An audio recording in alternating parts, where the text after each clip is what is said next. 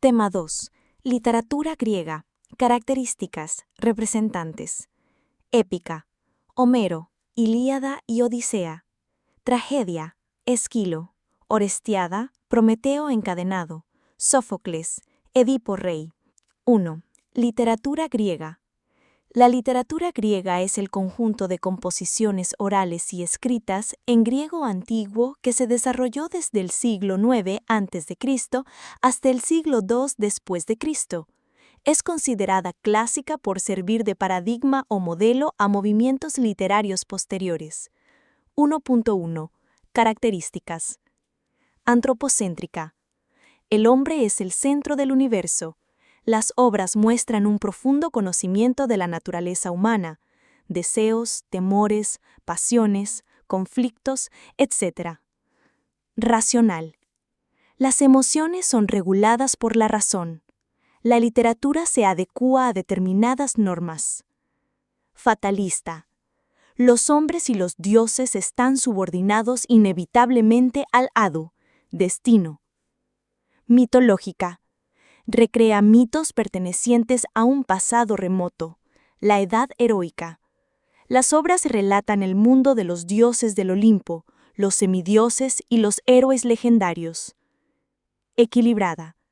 Se busca la simetría, la armonía y la proporción entre la forma y el contenido de las obras. Se emplea además un lenguaje mesurado y preciso. 1.2. Representantes. Época 1. Arcaica o jónica. 9 a 6 a.C. Género épico. Autor. Homero. Ilíada. Odisea. Hesíodo. Teogonía. Los trabajos y los días. Género lírico. Autor. Píndaro. Epinicios. Sofo. Odas. Época 2. Clásica o ática. V y IV a.C. Género dramático y autores. Esquilo, Orestiada, Prometeo encadenado. Sófocles, Edipo rey. Edipo en Colono. Antígona. Electra. Eurípides. Las troyanas. Las bacantes. Medea. Aristófanes. Las nubes. Las avispas. 2. La épica en Grecia. La épica floreció en la época arcaica, siglo IX a 6 a.C. Se caracterizó por difundirse de forma oral y por incorporar mitos griegos de tiempos remotos. Su máximo representante fue Homero. 2.1. Homero. Siglo VIII a.C. Fue un notable poeta griego de la antigüedad. Hasta hoy se desconoce con exactitud el tiempo y lugar de su nacimiento. Asimismo, se pone en cuestión su autoría de las dos principales epopeyas griegas, la Ilíada y la Odisea. Este debate es conocido como la cuestión homérica. A. Ilíada. Pertenece al género épico y a la especie epopeya. Consta de 24 cantos o rapsodias, 15.693 versos. Ilíada proviene del vocablo griego ilión, Troya. El tema central es la cólera de Aquiles. Presenta un amplio uso de epítetos. Por ejemplo, Aquiles, el de los pies ligeros; Agamenón, el de los ojos de perro; Héctor, el de tremolante casco; Briseida, la de hermosas mejillas; Zeus, el que amontona las nubes; Helena, la de los nibios brazos. Argumento de la Ilíada. La historia comienza cuando una terrible peste enviada por Apolo asola el campamento aqueo. Tras una debida consulta al adivino Calcas, se determina que la causa es la afrenta cometida contra Crises, sacerdote de Apolo y padre de Criseida, quien había sido tomada como botín de guerra por el rey Agamenón. Tras un largo debate, el rey acepta devolver a Criseida, pero decide subsanar su pérdida tomando a la concubina preferida de Aquiles, la bella Briseida. El héroe griego, preso de la ira, decide no volver a la lucha. Su ausencia permite el avance triunfal de los troyanos, apoyados por Hera, Afrodita, Ares y Apolo. Ante tal situación, Patroclo, gran amigo de Aquiles, pide a éste sus armas para enfrentar al enemigo. Así, gana terreno hasta llegar a las murallas de Troya. Sin embargo, allí el príncipe troyano Héctor le da muerte. Furioso, Aquiles regresa a la lucha para vengar la muerte de su amigo. Es así que los aqueos, apoyados por Hera, Atenea y Poseidón, avanzan hasta causar grandes estragos en las filas troyanas. Aquiles logra enfrentar a Héctor y lo mata. Luego lo ata a su carruaje y lo arrastra alrededor de los muros de Troya. El viejo rey Priamo, padre de Héctor, se interna en el campamento aqueo y le ruega a Aquiles que le devuelva el cuerpo de su hijo. Él, conmovido, accede. La obra culmina con los funerales de Héctor, que interrumpen la guerra por 11 días. B. Odisea. Pertenece al género épico y a la especie epopeya. Consta de 24 cantos o rapsodias, 12.110 versos. El tema principal de la Odisea es el retorno de Ulises. Otro tema, el amor a la familia y a la patria. Con posteridad, fue dividida en 3 partes: telemaquia, aventuras y venganza. Presenta uso de epítetos, por ejemplo, Odiseo, fecundo en ardides, padre de Telémaco. Atenea, la de los ojos de lechuza. Argumento de la Odisea. El hogar de Ulises, Odiseo, se halla invadido por hombres que pretenden la mano de su mujer, Penélope, para así apoderarse de Ítaca. Telémaco, hijo de Penélope y Ulises, desea expulsarlos y para ello cuenta con la ayuda de Atenea, quien le aconseja viajar en busca de noticias de su padre. Así, se entera de que su progenitor no ha muerto en la guerra de Troya. Ulises, mientras tanto, se encuentra preso en la isla de Ogygia, a manos de la ninfa Calipso. Pese a estar ahí ya 7 años, nunca ha dejado de pensar en su familia, a la que no ve desde hace 2 décadas. Gracias a los dioses, por fin emprende el viaje de retorno a su patria, pero su embarcación es hundida por Poseidón, enfadado porque el griego cegó a su hijo Polifemo. Ulises naufraga en la isla de los Feacios, cuyo rey es Alcino. La hija de este, Nausica, atiende al héroe y lo lleva al palacio. Allí, Ulises cuenta a sus anfitriones su paso por la tierra de los lotófagos, su llegada a la isla de los cíclopes, donde se encontraba Polifemo, y la ayuda que recibe del dios Eolo. Narra además cómo había llegado a la isla de la hechicera Circe, su visita al Hades, su huida de las sirenas, de Escila y Caribdis, y su llegada a la isla de Calipso. Al oír su historia, Alcino decide ayudarlo. Es así que, ya en Ítaca, tras contactarse con su fiel sirviente Eumeo y su hijo Telémaco, Ulises entra al palacio aparentando ser un mendigo. Entretanto, Penélope anuncia que se casará con quien logre pasar una flecha a través de 12 aros en fila. La prueba debe realizarse con el arco que le perteneció a su esposo. Ninguno de los presentes logra la hazaña, excepto Ulises, que pide una oportunidad. Realizada la proeza, el héroe se descubre y da muerte a los pretendientes. Luego se dirige hacia Penélope, quien duda de la identidad de su esposo.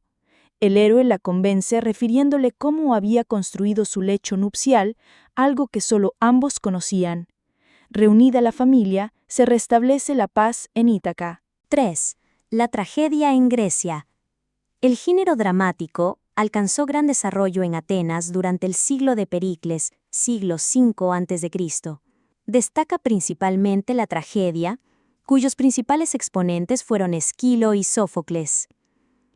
3.1. Esquilo, padre de la tragedia antigua.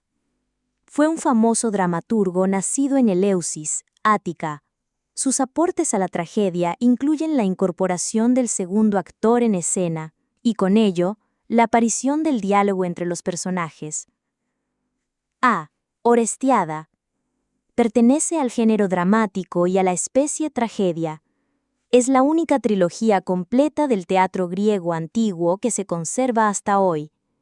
Está conformada por Agamenón, las Coéforas y las Euménides. Argumento de la Orestiada. 1. Agamenón. Agamenón, el rey de Micenas, retorna triunfante a Argos luego de vencer en la guerra de Troya. Él trae consigo a la profetisa Casandra, hija de Príamo, el rey de Troya, condenada a ser su esclava. Clitemnestra aguarda con rencor el retorno de su marido, ya que jamás le perdonó que a su hija, Ifigenia, hace 9 años para asegurar su victoria. Además, durante la ausencia de Agamenón, su esposa le ha sido infiel con Egisto, primo del Atrida. A pesar de que Casandra le vaticine su pronta muerte, Agamenón acepta los gestos de bienvenida de su esposa, quien ha tramado un ardid para vengarse de él. Así, ella, sumida en el odio y los celos, asesina a su esposo y a su esclava. Así reina con su amante en Argos. 2. Las Coéforas. Las Coéforas son las doncellas que llevan las libaciones a la tumba de Agamenón por orden de Clitemnestra para aplacar los peligros que la amenazaban en sus sueños. El oráculo de Apolo incentiva a que Orestes retorne a Argos para vengar la muerte de su padre Agamenón. Electra se encuentra visitando la tumba de su padre, mientras un coro de mujeres, las Coéforas, ofrece honras fúnebres al sepulcro. Ella reconoce a su hermano Orestes, quien también se encuentra ahí, y ambos urden un plan para asesinar a su madre y por fin vengar a su padre Agamenón. El hijo desterrado del Atrida ingresa en el palacio fingiendo ser un extranjero que viene a anunciar su propia muerte a los reyes. Aunque duda, se convence de ejecutar la venganza cuya justificación es el amor a un padre traicionado. Así, mata a su madre y a Egisto con la complicidad de su hermana Electra. Tras estos asesinatos, las Erinias, vengadoras de los crímenes de sangre, se manifiestan indignadas y persiguen al matricida. 3. Las Euménides. Orestes, perseguido por las Erinias luego de haber matado a su madre, obtiene de la diosa Atenea el favor de ser juzgado por el Areópago, tribunal ateniense que lo declara inocente gracias a la intervención del dios Apolo. Esta absolución reafirma la fragilidad del hombre frente a su destino trágico y su sujeción al poder divino. Asimismo, confirma la supremacía de la ley del padre impuesta por Zeus. Al mismo tiempo, aquí se representa el surgimiento de la justicia, sistema que reemplazaría la tradicional venganza expresada mediante la sangre vertida. Los jueces determinan que los crímenes de Orestes son tan terribles como los que cometió su madre Clitemnestra, por lo cual éste es absuelto. Atenea, una vez consumado el juicio, aplaca la furia de las Erinias, a quienes convierte en seres benévolos llamados Euménides. B. Prometeo encadenado. Pertenece al género dramático, especie tragedia. Argumento de Prometeo encadenado. El titán Prometeo es castigado por Zeus, pues ha ayudado a los hombres a robar el fuego del cielo, es encadenado en una montaña. Durante su largo castigo, es visitado por el coro de las ninfas oceánidas, por el titán Océano y por la sacerdotisa Io, amante de Zeus. Prometeo se queja de su castigo y les anuncia el futuro.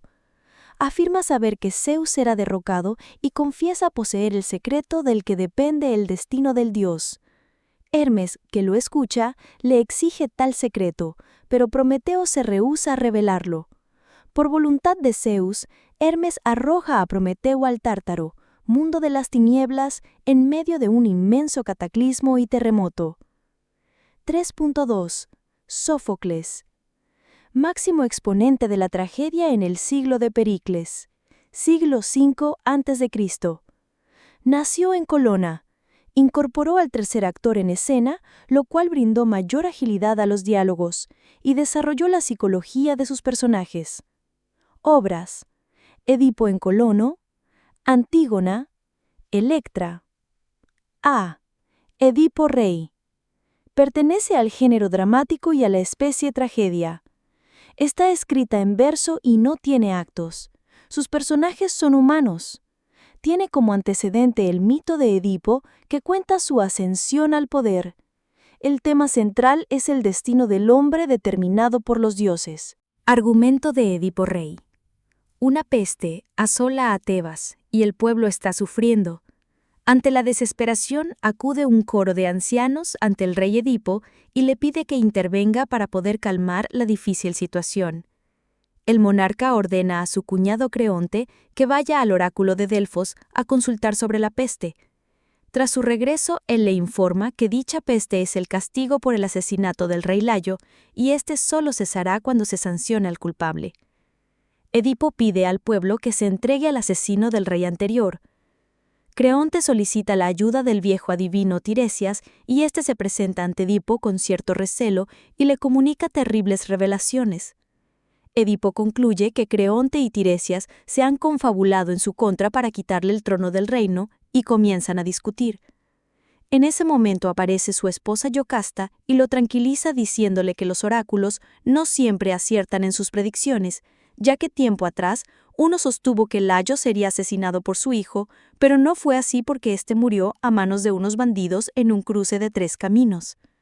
Estas palabras le recordaron una situación similar que vivió antes de llegar a Tebas cuando huyó dejando Corinto. Para aclarar sus dudas, ordena traer a un viejo pastor quien era el único testigo de la muerte de Layo. Luego, llega un mensajero anunciando que Pólibo ha muerto y Edipo debe ocupar su cargo por ser el supuesto hijo. No obstante, él está atormentado y ello no le permite aceptarlo, ya que hace tiempo el oráculo le predijo que mataría a su padre y se casaría con su madre, siendo ese el motivo de su exilio de Corinto para así evitar dicha profecía. Durante la conversación, el mensajero, tratando de apaciguarlo, le confiesa que no debe temer nada puesto que él lo recogió cuando era un recién nacido por manos de un pastor y él mismo se lo entregó a Pólibo y Mérope. En ese instante, el viejo pastor hace su entrada y revela que recibió la orden de matar al pequeño Edipo, sin embargo, compadeciéndose de él, se lo entregó al mensajero presente allí. Finalmente, se descubre todo lo sucedido hasta entonces. Edipo es hijo de Layo y Yocasta. Aquel ha asesinado a su propio padre y se ha casado con su propia madre. Ante el dolor que provocan estas revelaciones, Yocasta se ahorca con sus propios cabellos dentro del palacio. Luego, al descubrir el hecho anterior, Edipo se arranca los ojos y le pide a Creonte que lo destierre. Lenguaje. Tema 2. Usos de la letra mayúscula 2. Otros usos de la mayúscula independientes de la puntuación. Usos de la minúscula inicial. 1. Usos de la letra mayúscula independientes de la puntuación.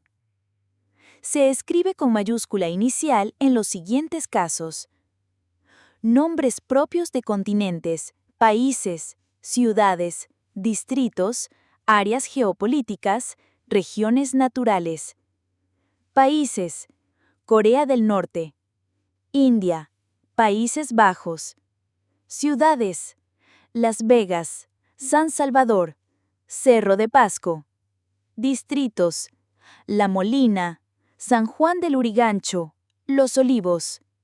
Áreas geopolíticas: Cono Este, América del Centro, Europa del Este. Regiones naturales: Suni, Chala, Selva Baja. Ejemplos: China y Corea del Sur se localizan en el extremo oriente. Los distritos de Ancón y Puente Piedra pertenecen al Cono Norte. El sector Pamplona Alta forma parte del distrito San Juan de Miraflores. La residencia del presidente boliviano se ubica en La Paz. 2. Nombres propios de los accidentes geográficos.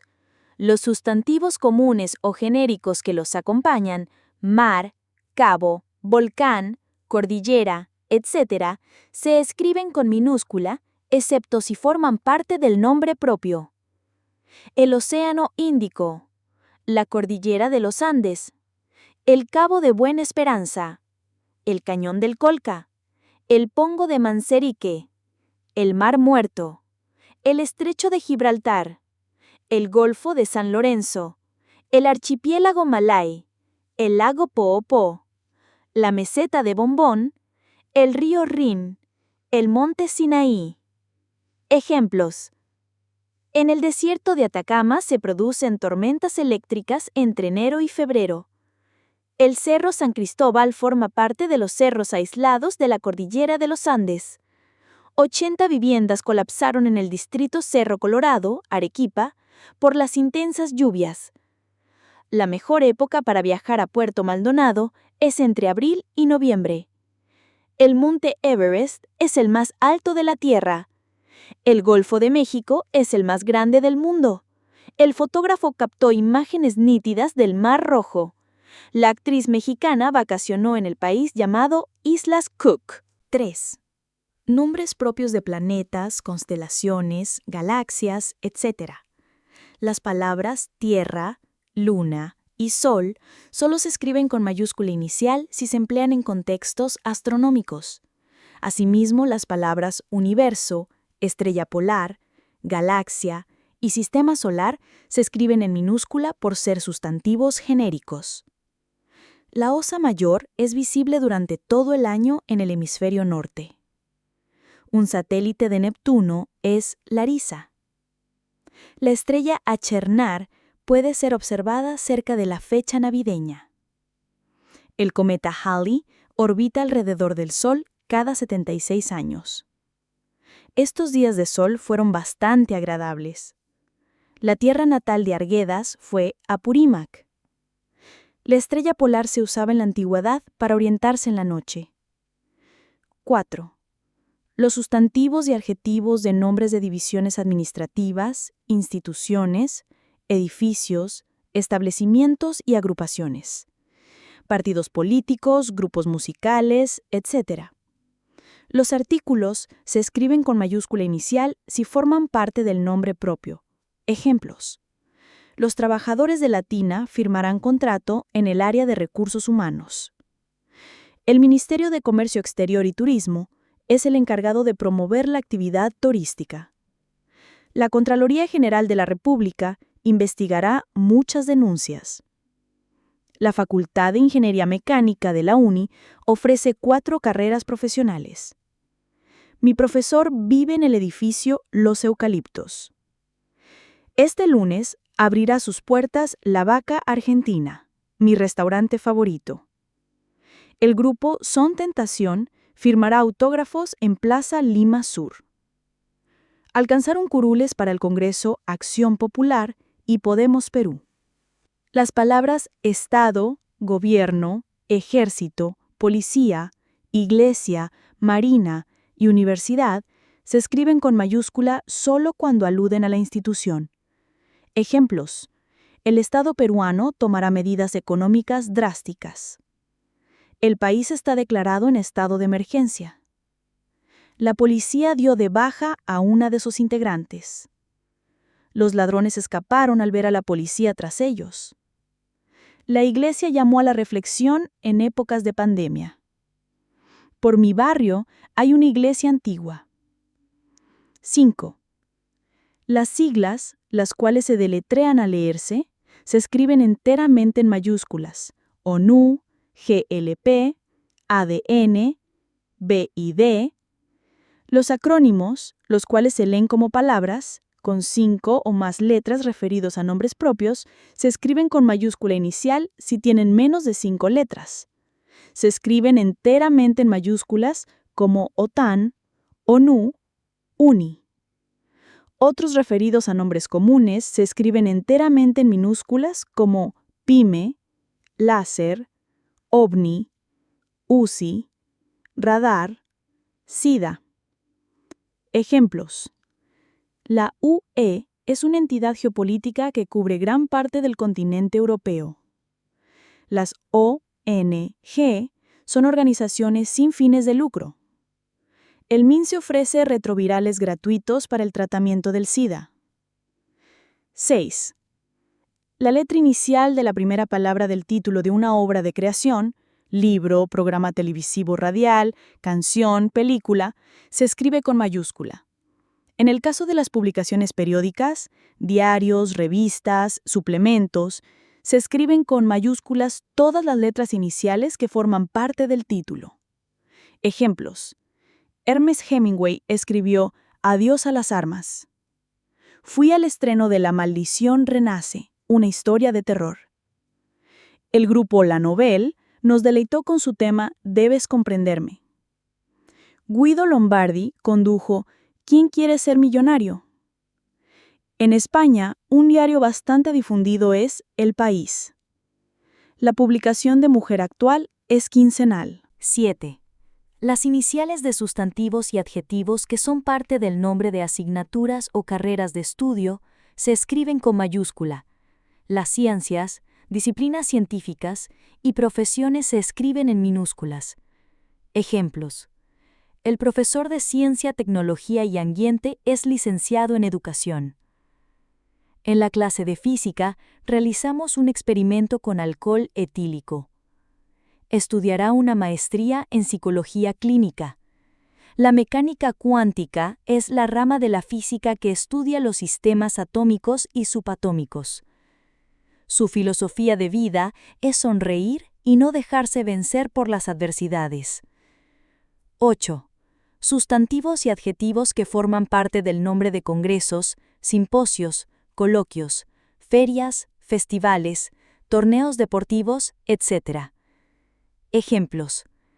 Asistimos al primer Simposio Internacional de Ingeniería Sísmica. El 34º Congreso Internacional de Cirugía General se llevó a cabo en Guadalajara. En el concurso de belleza Señora Universo 2019 participó la peruana Pierangeli Dodero. En el 2019 se llevó a cabo la primera Feria Gastronómica Pacha. Chile fue la sede de la Copa Conmebol Libertadores 2019. 9. Todas las letras iniciales de las palabras que forman parte del nombre de los premios, excepto si aluden al ganador o al objeto que los representa. Ejemplos. En el 2010, Vargas Llosa ganó el Premio Nobel de Literatura. Algunos candidatos al Premio Cervantes son propuestos por los ganadores de ediciones anteriores. Luis Fonsi ganó el Premio Juventud en 14 galas. El Premio Nobel de Literatura fue candidato presidencial en 1990. Al futbolista se le cayó su Balón de Oro debido a su nerviosismo. 10. Los sustantivos y adjetivos de nombres de festividades cívicas y religiosas, etapas históricas y acontecimientos históricos. Ejemplos. Acontecimientos históricos.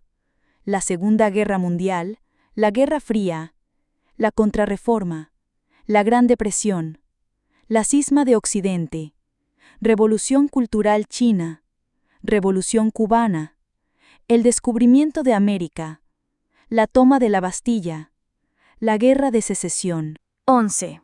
La Guerra de las Dos Rosas. Periodos prehistóricos e históricos. 1. La prehistoria. 2. Antiguo régimen. 3. La edad de los metales. 4. El Neolítico. 5. La Baja Edad Media. 6. El siglo de las luces. 7. La Edad Moderna. 8. El Imperio Romano. 9. El Imperio de Occidente. 10. El Tercer Reich. 11. Edad Contemporánea. 12. La Ilustración. Festividades. 1. El Día del Padre. 2. El Día del Pollo a la Brasa. 3. La Año Nuevo. 4. El Día de la Bandera. 5. La Semana Santa. 6. El Domingo de Resurrección. 7. El Adviento. 8. El Miércoles de Ceniza. 9. El Jueves Santo. 11. Los sustantivos de los periodos geológicos. En cambio, los adjetivos se escriben con minúscula. Ejemplos: el Cuaternario, el Cretácico, el Jurásico tardío, Jurásico superior, el Pleistoceno medio. Si el periodo se designa mediante un sustantivo genérico, era, periodo, seguido de un adjetivo, ambas palabras se escriben con minúscula inicial. Ejemplos: la era paleozoica, la era cenozoica, el periodo jurásico, el periodo carbonífero. 12. Los 4 grandes movimientos artísticos y culturales, Renacimiento, Barroco, Neoclasicismo y Romanticismo. Los especificadores, francés, tardío, peruano, etc., que los acompañan se escriben con minúscula. Ejemplos: el barroco se caracterizó por su excesivo ornamento. El romanticismo constituyó una reacción al racionalismo neoclásico. Un representante del existencialismo francés fue Jean-Paul Sartre. Su romanticismo exagerado me tiene perturbado. 13.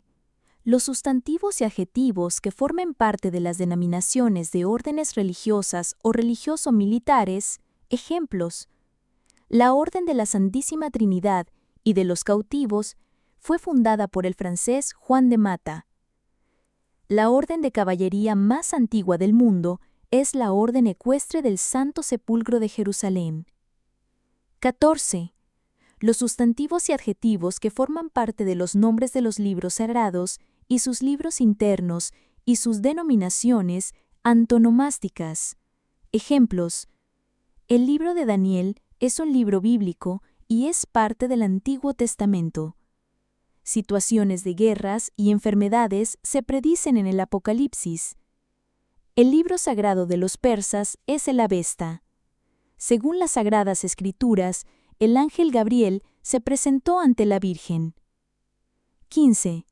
Las menciones a los distintos poderes del Estado, poder ejecutivo, poder legislativo y poder judicial, se escriben con mayúscula inicial cuando se refieren específicamente a los órganos del Estado. Se escribirán con minúsculas cuando se refieran, de modo genérico, a la facultad o poder en sí.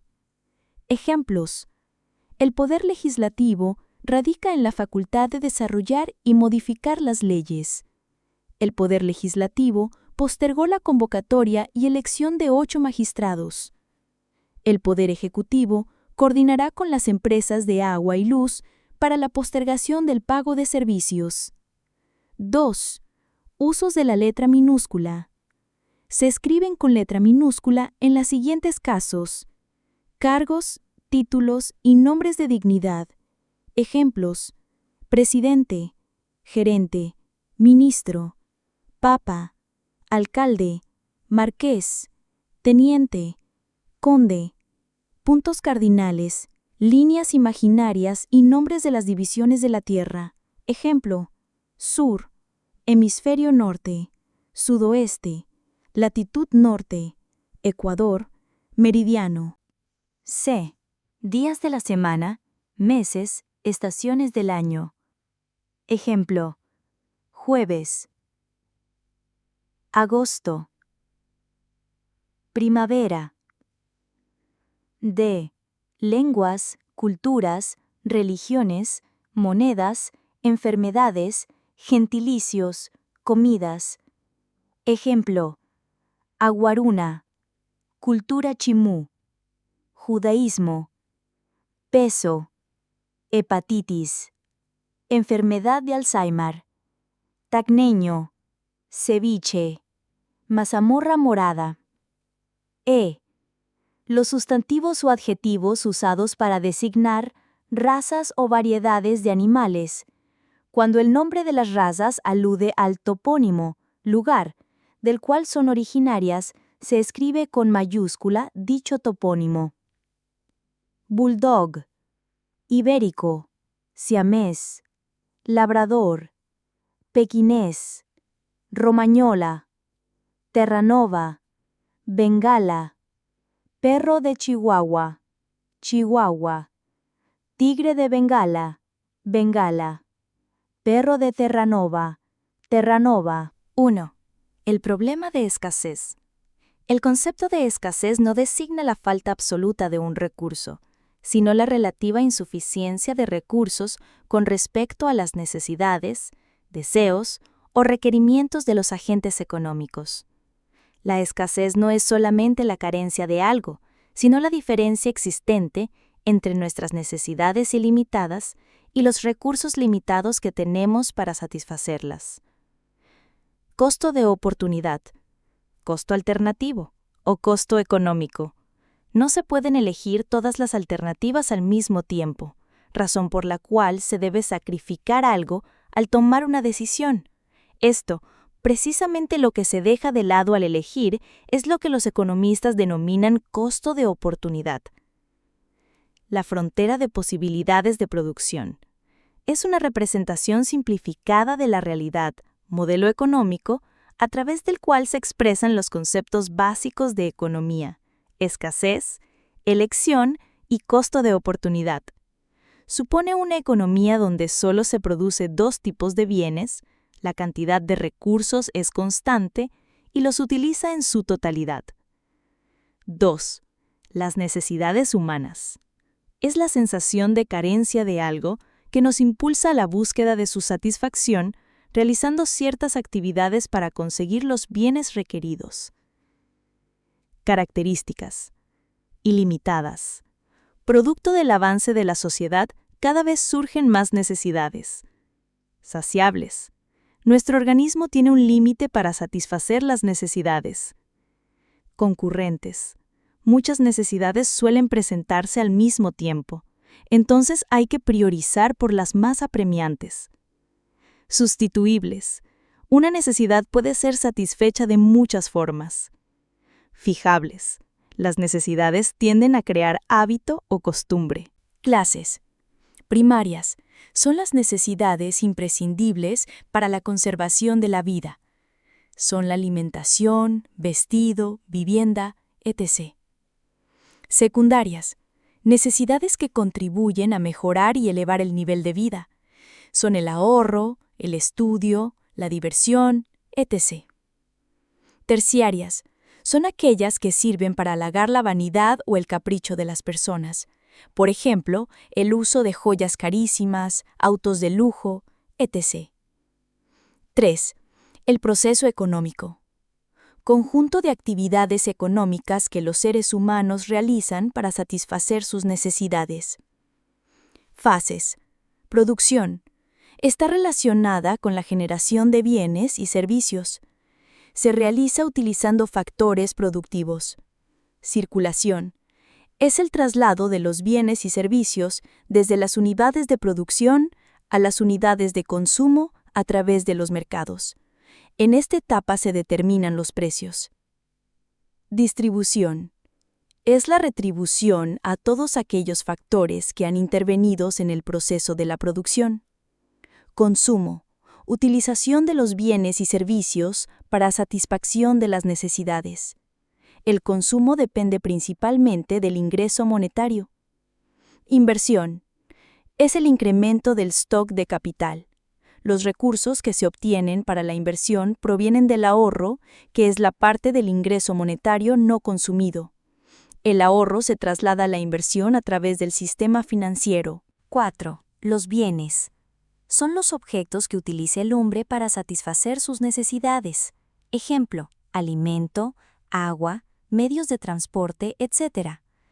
Si el objeto ha sido obtenido gracias a la intervención del ser humano, producción, es un bien económico. Clasificación de los bienes económicos. 1. Por su duración. A. Fungibles. Sirven para un solo uso. Por ejemplo, cigarros y alimentos. B. Infungibles. Soportan varios usos. Por ejemplo, ropa, vivienda, herramientas. 2. Según el destino. A. De consumo. Satisfacen las necesidades de manera inmediata y directa del hombre, por ejemplo, libros, zapatos, alimentos, medicinas. B. De capital. Son aquellos bienes usados para crear otros bienes, por ejemplo, máquinas, edificios y tierras cultivables. 3. Por su relación, entre ellos, en el uso. A. Complementarios. El uso de un bien exige el uso de otros bienes, por ejemplo, el café y el azúcar, el pan y la mantequilla. B. Sustitutos. Cuando un bien puede ser consumido en vez de otro, por ejemplo, mantequilla o queso, té o café. 5. Servicios. Son todas las actividades que realizan las personas para satisfacer las necesidades de otras personas. Se consideran inmateriales. Por ejemplo, tenemos los servicios de salud, educación, transporte, comunicaciones. Clases. 1. Según quién los brinda. A. Privados. Son brindados por personas o empresas particulares a un precio por encima de su costo con una ganancia. B. Públicos. Los brinda el Estado, los municipios y empresas estatales gratuitamente, a precios simbólicos o por debajo del costo. 2. Según a cuántas personas se brinde. A. Individuales. Son servicios que se pueden brindar a una persona a la vez. Un trasplante de riñón, por ejemplo. B. Colectivos. Son servicios que se puede brindar a muchas personas al mismo tiempo. Una clase de economía, por ejemplo. 6. La producción. Fase del proceso económico en la que se generan los bienes y servicios mediante la combinación de los factores productivos: naturaleza, trabajo, capital, tecnología, Estado y gestión empresarial. Es decir, estos factores se combinan en un determinado condiciones tecnológicas, de gestión empresarial y regulaciones estatales. Productividad. Representa la cantidad de un bien o servicio producido por cada unidad de factor de producción utilizado. Elevar la productividad significa producir más con menos. Función de producción. Es la relación entre la máxima cantidad de producción, Q, que puede obtenerse y la cantidad de factores productivos requerida. Trabajo, capital, recursos naturales, tecnología, Estado y la gestión empresarial. Es decir, en una determinada condición tecnológica, de gestión empresarial e intervención estatal. Factores de la producción. Son los recursos que la sociedad utiliza en el proceso productivo para producir bienes y servicios. Se clasifican en A. Originarios. Preexisten el proceso productivo. Recursos naturales. Trabajo. B. Derivados.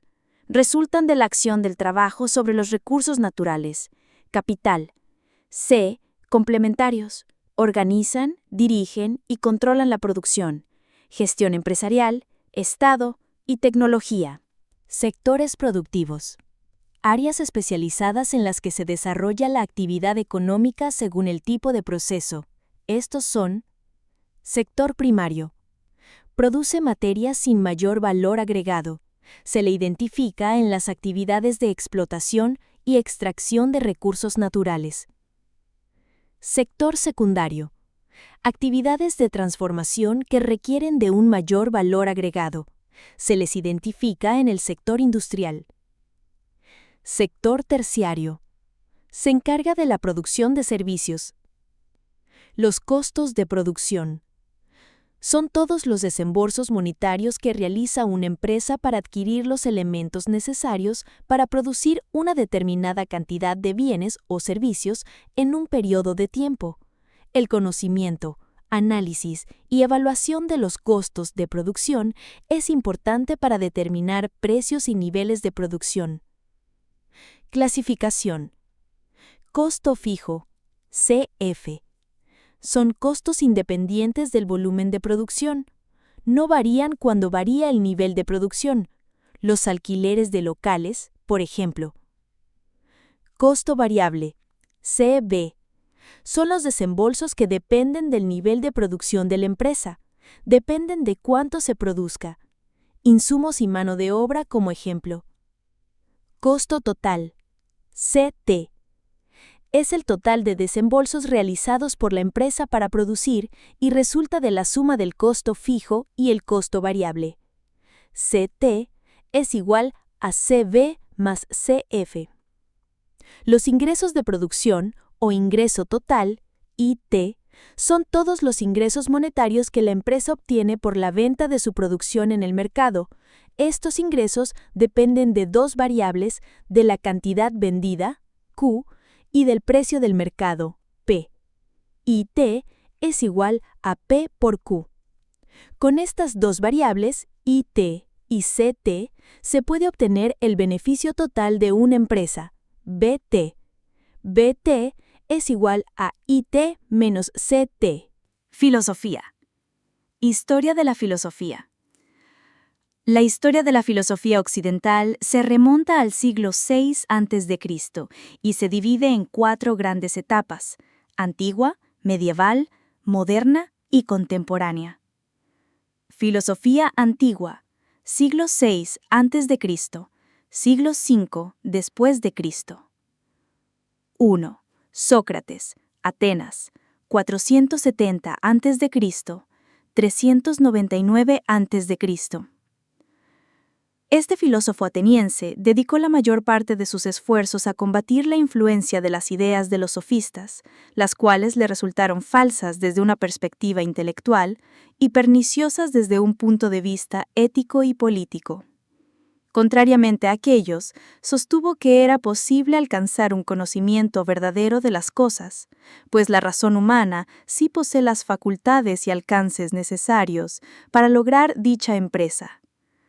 Sin embargo, como requisito para empezar a buscar la verdad, Sócrates consideraba fundamental que los hombres reconocieran su propia ignorancia. Solo sé que nada sé, pues las ideas que se adquieren a lo largo de la vida suelen ser falsas, ya que son incompletas, inconexas y poco fundamentadas. Ahora bien, este camino hacia la verdad debía ser entendido como una búsqueda en común con los demás hombres. Por eso, defendió como método filosófico más conveniente el diálogo, mayéutica, en el cual la ironía resultaba clave para mostrarle al interlocutor su propia ignorancia y vanidad. En el diálogo con los demás es que uno mismo logra conocerse. Conócete a ti mismo, entendiendo que nuestra esencia como seres humanos es nuestra alma, sede de la actividad intelectual y ética al mismo tiempo.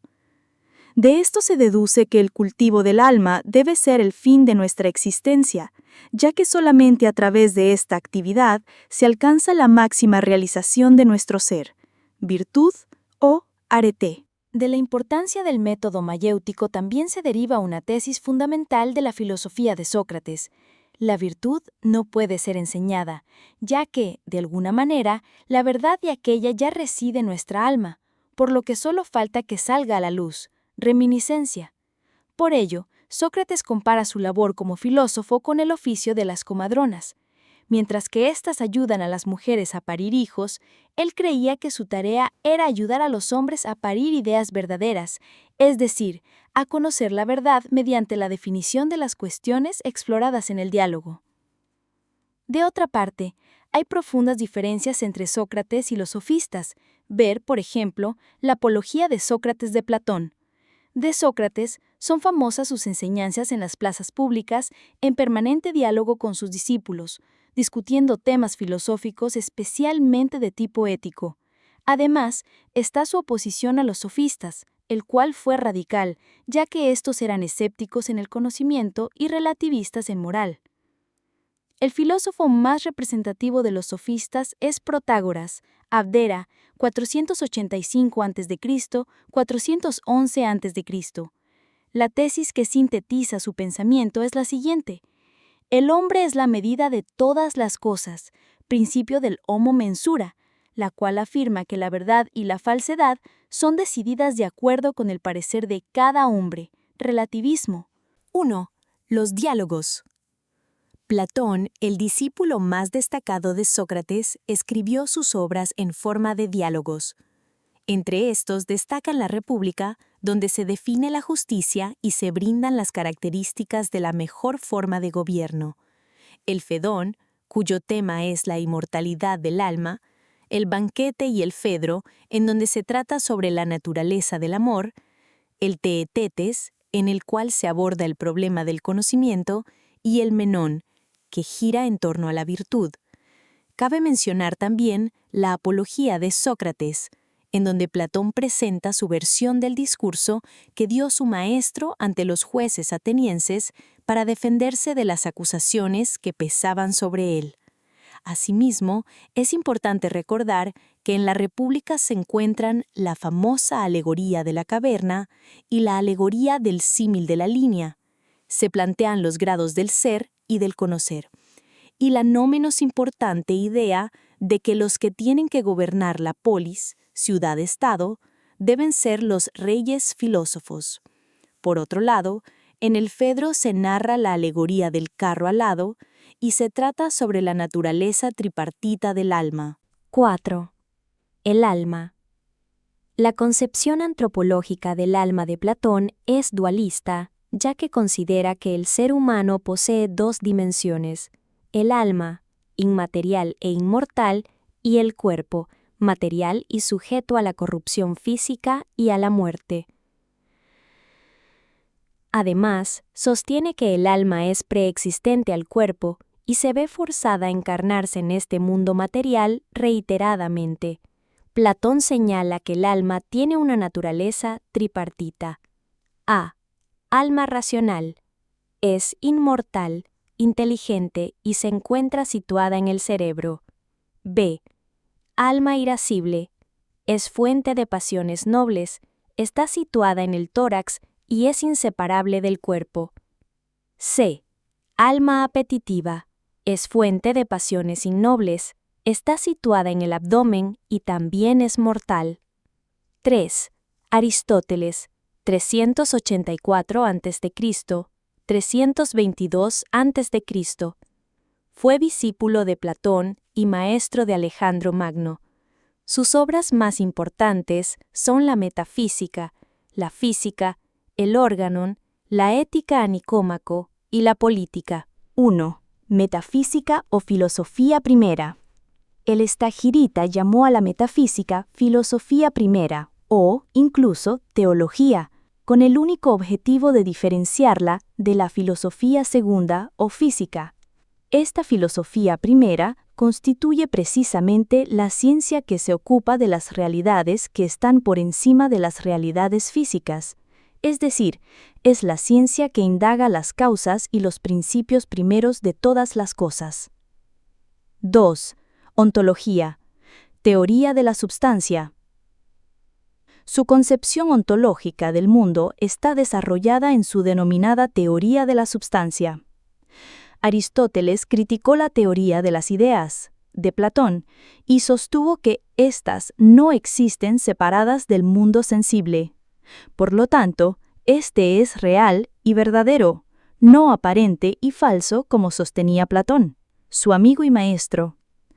Asimismo, dicho mundo sensible está constituido por las cosas individuales, las cuales son substancias compuestas de dos aspectos indesligables, materia y forma, y el morfismo, Las 4 causas. Las causas de las cosas son 4. A. Causas intrínsecas. Causa material, aquello de lo que una cosa está hecha. Causa formal, aquello que constituye y determina una cosa, su forma o esencia. B. Causas extrínsecas. Causa eficiente, por quien es hecha una cosa, el constructor. Causa final, el fin arrastra a la acción, el propósito o finalidad de una cosa. 3. El conocimiento. En lo referente al conocimiento, Aristóteles no va a minusvalorar la sensación y la imaginación como lo hizo Platón. Afirma que el ser real se conoce primero mediante la sensación y luego mediante el pensamiento. 4. El alma.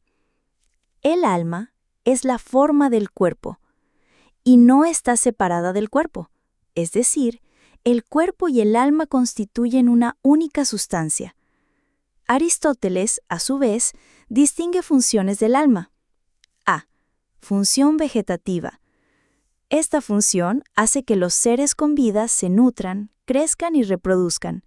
Está presente en todos los seres vivos, y las almas de los vegetales solo poseen esta función. B. Función sensitiva. Esta función está asociada con la capacidad que tienen algunos seres vivos de verse afectados por el mundo externo. Esta es propia de los animales y el hombre. C. Función intelectual. Esta función es propia exclusivamente del hombre. Glosario. 1. Arete. En la tradición griega, este término alude a la excelencia o virtud que debía tener alguien o algo para realizar la función que le correspondía por naturaleza. 2. Mayéutica. Método socrático cuyo objetivo es el alumbramiento de ideas a través del diálogo entre dos o más personas. 3. Paso del mito al logos. Es el cambio que ocurre en Grecia en el siglo VI a.C. en la forma de explicar la realidad, pasando de explicaciones mitológicas, mitos, que se basaban en relatos imaginarios, a explicaciones racionales, logos. 4. Ideas. Según Platón, esencias eternas e inmutables que solo pueden ser conocidas mediante la razón o intelecto, constituyen el mundo verdadero. 5. Doxa. Palabra griega que significa opinión. Ámbito del conocimiento aparente en la filosofía platónica. 6. Episteme. Ciencia o conocimiento universal que logramos a través de la razón según la filosofía platónica. 7. Hilemorfismo. Teoría aristotélica de la sustancia según la cual toda realidad es un compuesto de dos elementos indesligables, materia y forma. Desde esta perspectiva, el hombre sería un compuesto de cuerpo y alma. 8. Motor inmóvil. La causa primera o causa incausada para Aristóteles, concepción de Dios o de un ser supremo en su filosofía. 9. Teleología. Perspectiva según la cual todas las cosas tienen una finalidad intrínseca. 10. Inteligible. Característica que se asocia con las realidades que pueden ser captadas con el entendimiento o razón. Historia. Sumilla. Del poblamiento de América hasta el surgimiento de la civilización andina. Lectura. Nuestros orígenes. En la actualidad, el estrecho de Bering, en su parte más angosta, que corresponde a la distancia que media entre el Cabo Príncipe de Gales, en Alaska, y el Cabo de Schnepf, en Siberia Oriental, es de 90 kilómetros y su profundidad no es mayor a 50 metros. Al producirse la bajada del nivel de mar, el estrecho se convertía en un istmo que unía los dos continentes y que en algunos momentos alcanzó a tener unos 1.500 kilómetros de ancho. Hoy sabemos a ciencia cierta que ni el territorio de Alaska ni Beringia estuvieron nunca cubiertos por los hielos, de modo que el paso del hombre desde el este asiático hasta allí no presentaba problemas. Pero en el borde canadiense la situación era diferente. El camino hacia el este se encontraba bloqueado cerca del río Porcupine, tributario del Yukón, por una barrera de hielos. Nunca sabremos a ciencia cierta las causas o las razones que lo empujaron hacia esta gran aventura, sin duda una de las más grandes de la historia de la humanidad. Pudo haber sido curiosidad o búsqueda de nuevas fronteras. Bonavia, Ducho, 1991. Perú, hombre e historia, de los orígenes al siglo XVI. Tomo 1. Teorías inmigracionistas sobre el poblamiento de América. 1. Teoría asiática monorracial de Alex Eche, RDLICKA. Alex Eche, RDLICKA, refutando la teoría de Ameghino de 1908, sostuvo que asiáticos habrían poblado América. Planteamiento: los paleomongoles arribaron desde Asia a través del actual estrecho de Bering, y solo ellos poblaron América desde el norte. Evidencia geográfica: la proximidad entre Asia, Siberia, y América, Alaska. Evidencia física: la pigmentación de la piel, ojos rasgados, cabello negro y lacio, escasez de pilosidad corporal y la mancha lumbar. 2. Teoría oceánica polirracial de Paul Rivet. Paul Rivet, antropólogo francés, sostuvo que además de los paleomongoloides, habría llegado a América gente procedente de Oceanía. Planteamiento: migraciones procedentes de la Melanesia y la Polinesia llegaron a América navegando a través del Océano Pacífico. Evidencias geográficas: utilizaron la corriente ecuatorial, transpacífica, y la corriente del Pacífico Sur con pequeñas embarcaciones, catamaranes. Evidencia cultural: el uso de la cerbatana, hamaca, cocinar bajo tierra, mosquitero y semejanzas lingüísticas. 3. Teoría australiana. Antonio Méndez Correa, antropólogo portugués, propuso la existencia de una corriente migratoria procedente de Australia y Tasmania en el poblamiento temprano de América. Planteamiento: los aborígenes australianos arribaron a América a través de la Antártida, a través de las islas del Pacífico Sur durante el Optimum Climaticum, para luego establecerse en la Patagonia. Evidencia geográfica: llegaron hasta la Antártida a través de las islas del Pacífico Sur durante el Optimum Climaticum, para luego establecerse en la Patagonia. Evidencia cultural: el uso de chozas en forma de colmena, armas arrojadizas, boomerang y zumbadores, instrumento musical. 4.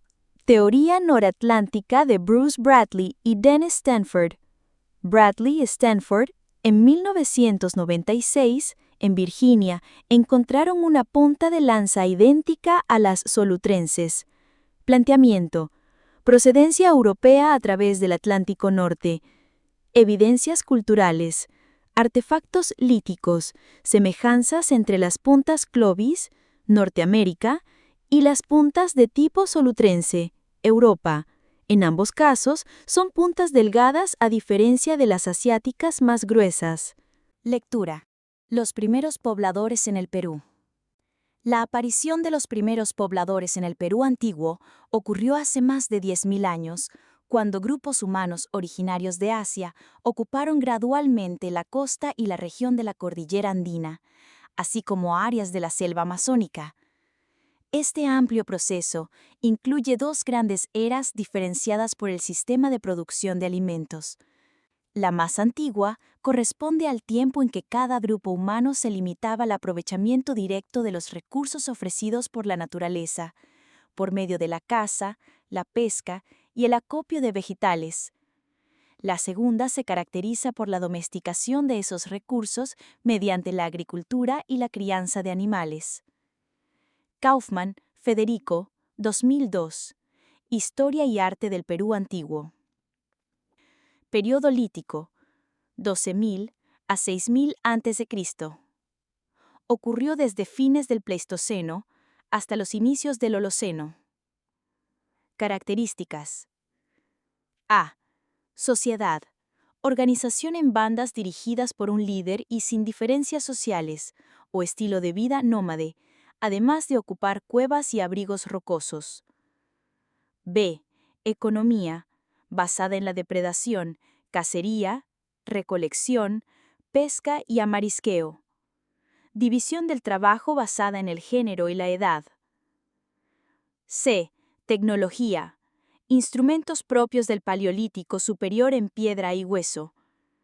D. Arte. Pinturas rupestres o arte parietal. Tradiciones serranas. Los habitantes serranos obtenían su alimento cazando camélidos y cérvidos. También recolectaban raíces y tubérculos. Tradiciones costeñas. Los habitantes de la costa subsistían de los recursos del mar, valles, lomas y humedales. Principales sitios del período lítico. Piquimachay 1, Ayacucho. Primera evidencia de presencia humana en el Perú. Instrumentos líticos más antiguos. Paijam, La Libertad. Puntas proyectil con pedúnculo, arpón. Restos humanos más antiguos de la costa peruana. Toquepala, Tacna. Pinturas rupestres más antiguas con escenas de caza. Instrumentos líticos. Chivateros, Lima. Cantera y taller lítico. Preformas bifaciales. Vinculado a la tradición paijanense. Lauricocha, Huánuco. Restos humanos más antiguos de la sierra peruana. Pinturas rupestres. Herramientas líticas. Período arcaico 6000-1700 a.C., arcaico inferior 6000-3000 a.C. Características. Período climático. La vida aldeana fue posible gracias al incremento de la temperatura durante el Holoceno, con un clima lluvioso y más cálido que el actual, lo que permitió el desarrollo de campamentos al aire libre. Sociedad. Organización inicial de aldeas dirigidas por un jefe. Las migraciones estacionales disminuyeron, surgiendo así sociedades semisedentarias. Economía. La recolección selectiva dio paso a la horticultura, agricultura incipiente. La cacería selectiva dio paso a la domesticación y el pastoreo. Tecnología. Desarrollo de la cestería y redes de pesca. Principales sitios del Arcaico inferior. Nanchoc, Cajamarca. Evidencia más temprana de horticultura, calabaza, manín, quinoa y oca. Viviendas con piedra, barro y caña. Guitarrero 2. Ancash. Evidencias de horticultura, payar, ají y frijol. Santo Domingo de Paracas, Ica, aldea más antigua de la costa peruana. Redes de pescar hechos con fibra de cactus. Instrumento musical, quena. Hallazgo de restos humanos. Telarmachay, Junín. Indicios de domesticación inicial de camélidos, llamas y alpacas. Hallazgo de corrales. Chilca, Lima. Aldea costeña. Hallazgo de anzuelos. Economía mixta. Pesca, recolección de mariscos y horticultura, frijol, calabaza, etc. Lectura. De la caza a la agricultura. Se ha visto ya cómo el hombre, desde épocas muy tempranas, comienza a hacer uso de plantas cultivadas. Pero para evitar confusiones, nos parece necesario aclarar algunos conceptos. Evidentemente, para cualquier cultivo se podría utilizar la palabra agricultura. Sin embargo, este término designa el arte de cultivar la tierra, de modo que implica una serie de conocimientos relacionados con el crecimiento de las plantas, las propiedades de los suelos, la distribución del agua, el almacenamiento de semillas, el abono de la tierra y muchas cosas más. Y todo esto el hombre no lo aprendió ni lo inventó de una sola vez y en poco tiempo. Como todo descubrimiento humano, llevó milenios de tanteos, de experiencias, que en muchos casos fueron coronados del éxito, pero en muchos otros de grandes fracasos. Bonavia, Ducho, 1991. Perú, Hombre e Historia, de los orígenes al siglo XV. Arcaico superior, 3000 a 1700 a.C. Durante este periodo aparecen los grandes centros ceremoniales en la costa y sierra. Características. A. Sociales. Sociedades plenamente sedentarias. Surgimiento de la teocracia. Surgimiento de centros ceremoniales. B. Económica. Producción de alimentos, agricultura y ganadería. Intercambio de bienes a través del trueque. Tecnología. Desarrollo de conocimientos astronómicos para establecer el calendario agrícola.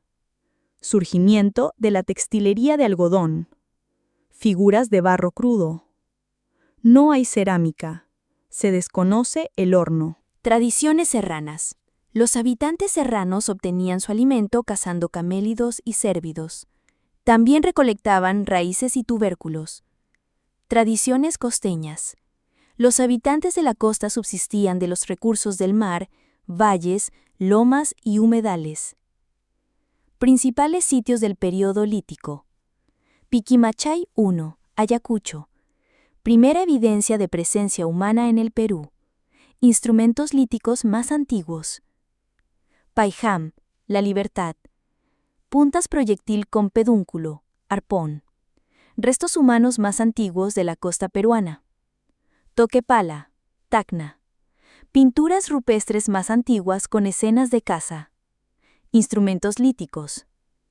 Chivateros, Lima. Cantera y taller lítico. Preformas bifaciales. Vinculado a la tradición paijanense.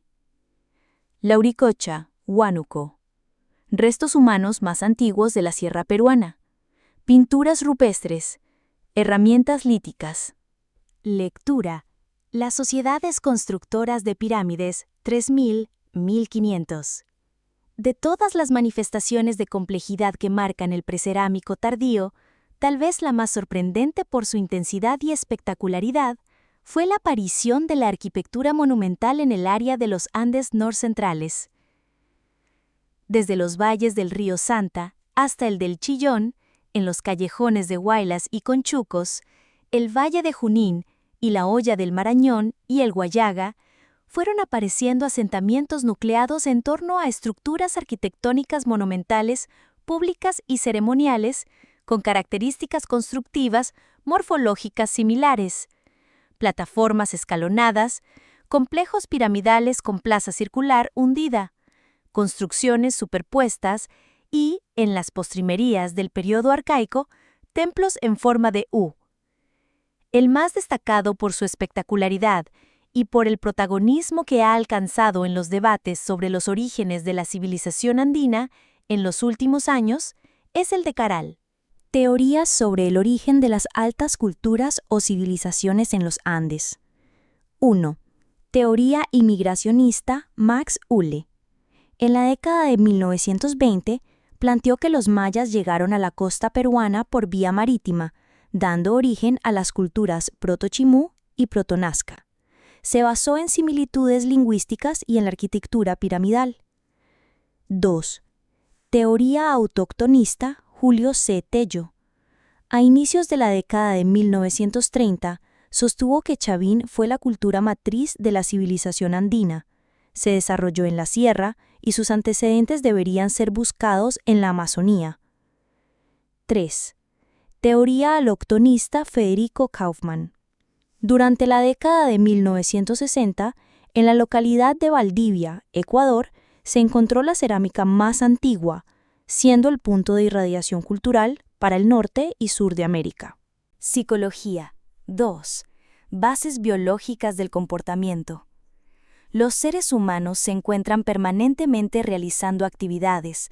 Algunas son voluntarias, como crear, imaginar, razonar, y otras son involuntarias o automatizadas, pero igual de necesarias para vivir, como son regular el ritmo de los latidos del corazón, sentir hambre, respirar, entre otras. Para estas actividades, el sistema nervioso asume un rol rector, haciendo posible el funcionamiento de nuestro cuerpo y su relación con el medio ambiente, captando, procesando, integrando información de todos los sistemas y emitiendo órdenes a través de sus estructuras corticales y subcorticales.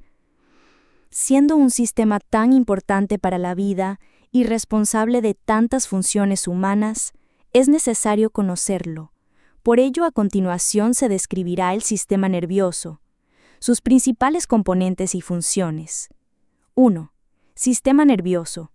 Es una red de tejidos altamente especializados, responsable de múltiples funciones conscientes, razonar, pensar, movernos voluntariamente, y automatizadas, e involuntarias, como los movimientos de los músculos en actividades aprendidas, el ritmo cardíaco, dilatación de la pupila, homeostasis, etc.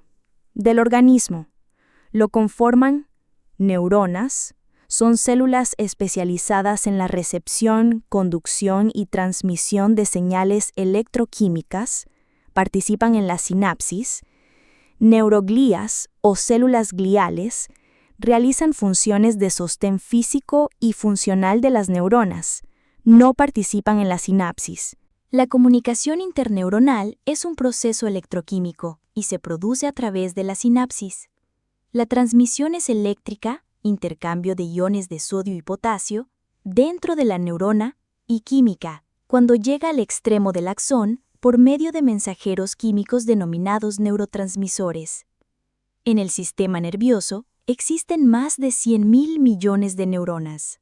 Las neuronas pueden tener diferentes formas y tamaños, pero todas tienen 3 partes: soma o cuerpo, dendritas, que son las extensiones ramificadas que conducen los impulsos nerviosos hacia el cuerpo de la célula, y axón, que es la prolongación larga que se proyecta desde el cuerpo neuronal, llevando los mensajes a otras neuronas, a los músculos o a las glándulas. El sistema nervioso se subdivide en sistema nervioso central, CNS, y sistema nervioso periférico, CNP. 2. Sistema nervioso central. El SNC permite al ser humano realizar distintas funciones, desde las más complejas como pensar, imaginar, planificar, hasta respuestas automatizadas como mantener el ritmo cardíaco y mantener el equilibrio. Está conformado por el encéfalo, que se encuentra dentro de la cavidad craneana, y la médula espinal, que se aloja en el conducto raquídeo dentro de la columna vertebral. El encéfalo es el componente más importante del sistema nervioso central. Lo forman los hemisferios cerebrales, cerebro, el tronco encefálico, tallo cerebral y el cerebelo. Son parte también del encéfalo los ganglios basales, todas las estructuras diencefálicas, tálamo acóptico, hipotálamo, epitálamo y subtálamo, y los sistemas que se forman con algunas de sus diferentes estructuras, como sistema límbico. 2.1. Cerebro. A. Peso y extensión. Es la parte más voluminosa del encéfalo, pesa aproximadamente 1.350 gramos en personas adultas. Tiene una textura replegada en forma de giros o circunvoluciones que solo muestran un tercio. Su extensión total, 2.200 centímetros cuadrados. La parte externa del cerebro se denomina corteza cerebral. B. Estructura. Hemisferios. El cerebro está formado por 2 hemisferios cerebrales, derecho e izquierdo, divididos por la cisura longitudinal y conectados por el cuerpo calloso, que es una estructura conformada por un gran número de axones de neuronas que conectan ambos hemisferios. Cada hemisferio presenta características funcionales diferentes. Hemisferio cerebral derecho. Procesa información perceptiva en paralelo, varias imágenes a la vez. Interpreta imágenes, gestos, mímica, además de la prosodia y pragmática del lenguaje. Gracias a este hemisferio, entendemos el sentido de las metáforas, soñamos, creamos nuevas combinaciones de ideas. Especializado en la percepción global, no analiza la información. Pensamiento sintético. Permite la percepción tridimensional, el desarrollo de tareas espaciales, imagen corporal, reconocimiento de rostros, figuras, posición en el espacio, discriminación de colores, actividades artísticas, comprensión musical, imaginación y creatividad. Es el hemisferio relacionado con el arte en todas sus manifestaciones. Se relaciona con la expresión emocional y controla movimiento del hemicuerpo izquierdo. Hemisferio cerebral izquierdo. Procesa la información analítica y secuencialmente, paso a paso, de forma lógica y lineal. Procesa el lenguaje verbal, interpreta signos lingüísticos en sus componentes semánticos y sintácticos, nombra las cosas, controla el lenguaje hablado y escrito, es responsable del razonamiento y solución de problemas lógicos, habilidad numérica, cálculo y análisis matemático, control de emociones, recuerdo de nombres, hechos y días, control del hemicuerpo derecho y de las secuencias motoras complejas. Lóbulos. Cada hemisferio cerebral está dividido por las cisuras en 4 regiones o lóbulos: frontal, temporal, parietal y occipital. Reciben sus nombres por los huesos del cráneo. Lóbulo frontal. Posee una zona motora primaria, que es el área integradora responsable del movimiento voluntario, coordinación y control motor. También un área prefrontal responsable de la actividad cognoscitiva superior, atender, memorizar, pensar, razonar, planear, decidir, fijarse metas, establecer propósitos, solucionar problemas, autoconocerse y controlar reacciones emocionales. Función ética moral. Contiene al área de Broca, encargada de la articulación del lenguaje. Contiene al área de Exner, encargada de la coordinación óculomotriz para la escritura. Una lesión puede imposibilitar que la persona pueda llegar a escribir correctamente. La lesión del lóbulo frontal puede producir trastornos motores, parálisis, de memoria, de personalidad y comportamiento. Lóbulo parietal. Tiene un área somatosensorial responsable del procesamiento de información sensorial, donde se distingue el homúnculo de Penfield, que es una representación del cuerpo donde las áreas que tienen mayores receptores sensitivos son las manos. Permite el procesamiento de la sensibilidad corporal, tacto, presión, temperatura y dolor. Encargado de procesar el esquema e imagen corporal y calcular las relaciones espaciales de los objetos, entender las nociones cerca, lejos, arriba, abajo y percepción tridimensional. También se encuentra el área de Dejerin, encargada de la comprensión del lenguaje escrito. Su lesión imposibilita lo antes mencionado. Su lesión provoca dificultad para localizar sensaciones. Lóbulo occipital. Área visual. Responsable del procesamiento de la información visual de forma, color, distancia, profundidad, luminosidad. Su lesión produce ceguera central. Lóbulo temporal. Área auditiva.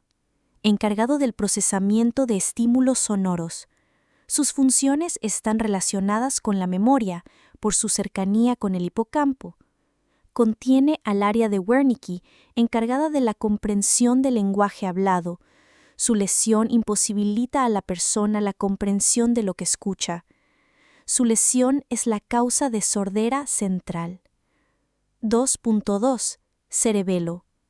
Situado debajo del lóbulo occipital, en la parte posterior del cráneo, detrás del tronco encefálico. Regula el movimiento voluntario controlando el tono muscular, intensidad de contracción muscular para mantener la postura corporal. Coordina, junto con la corteza frontal, la ejecución de movimientos con facilidad y precisión, haciéndolos cada vez más perfectos. Brinda mayor equilibrio por medio de sus conexiones con el sistema vestibular, encargado de la sensación de equilibrio. Daño en el cerebelo, movimiento descoordinado, espasmódico, dificultad para aprender secuencias de movimientos. 2.3. Tronco encefálico. Ubicación. Situado debajo del cerebro y se prolonga hasta la médula espinal. Estructuras. A. Mesencéfalo. B. Protuberancia anular o puente de Barolio. C. Bulbo raquídeo o médula oblonga. Funciones. En conjunto realizan la ejecución de procesos automatizados vitales como la respiración, ritmo cardíaco, actividad gastrointestinal, etc. Control de movimientos oculares, también coordinan los reflejos visuales y auditivos, incluyendo el reflejo de orientación, que es una respuesta ante estímulos novedosos, conocido también como atención involuntaria o alerta. Luria, 1974. Es el punto de partida de la formación reticular, FR, y es una red de neuronas cuyos límites son difusos, es responsable del tono cortical y de los ciclos de sueño y vigilia. Mantiene alerta al encéfalo incluso durante el sueño. Posee dos subsistemas de activación. Sistema activador reticular ascendente, SARA, son vías aferentes que parten desde el tronco encefálico hacia el córtex. Tiene la función de aumentar el tono cortical y despertar al individuo. La disminución de tono cortical produce somnolencia y estupor. Sistema reticular descendente, SRD.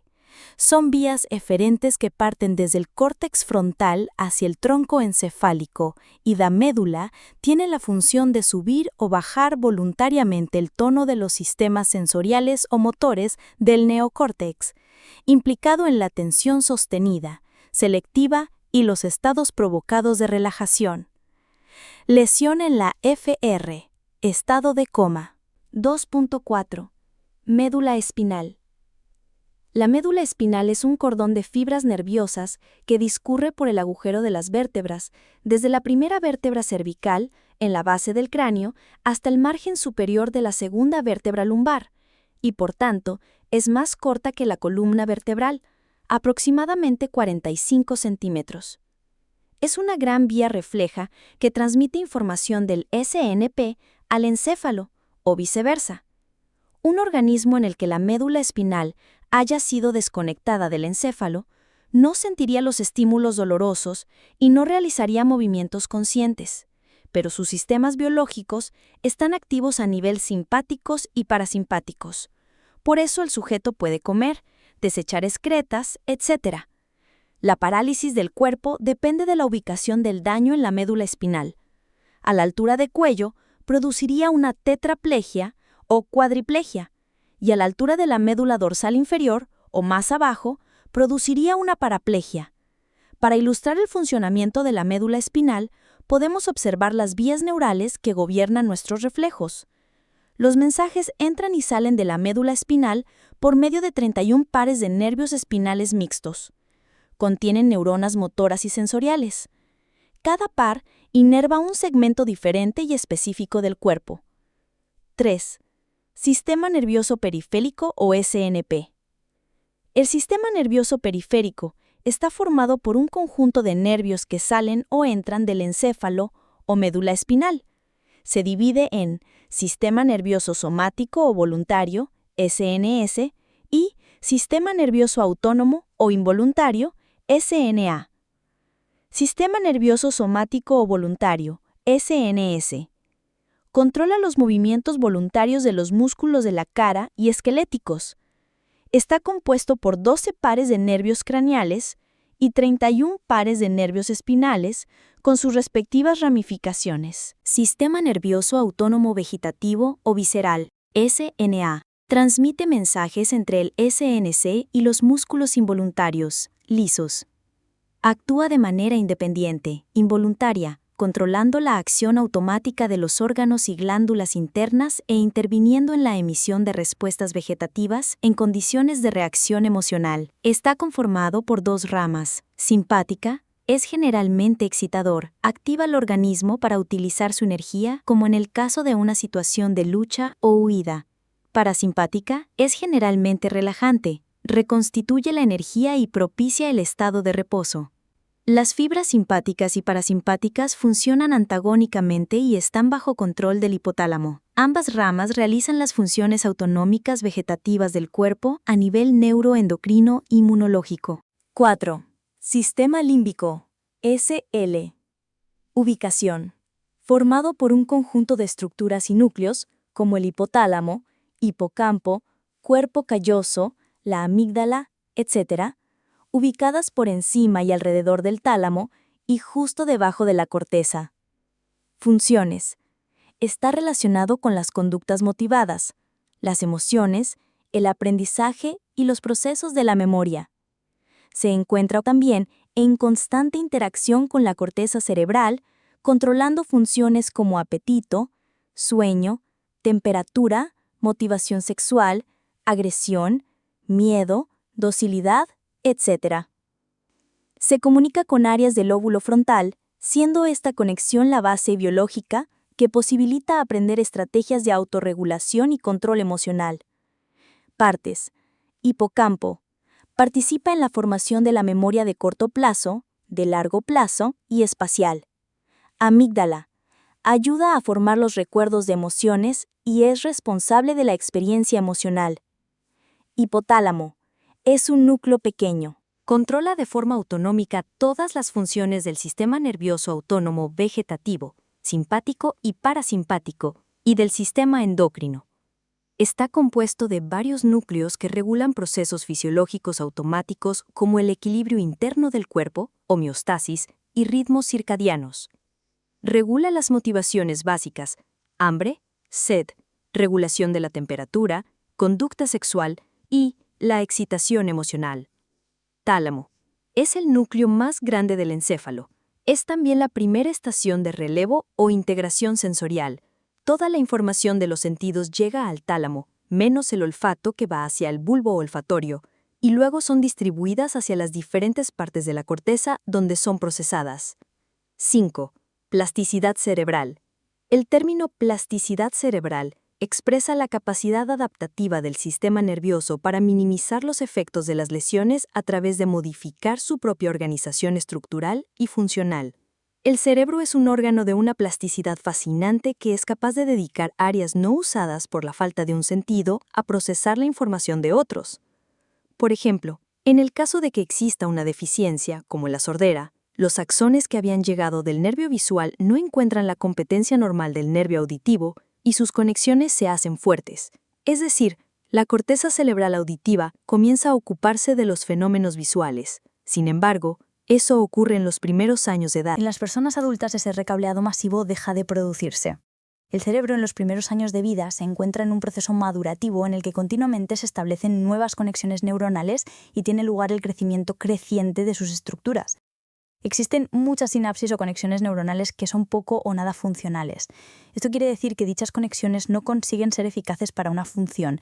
Están medio dormidas y no se activan totalmente hasta que no se integran en una red cerebral que da respuesta a una conducta o función.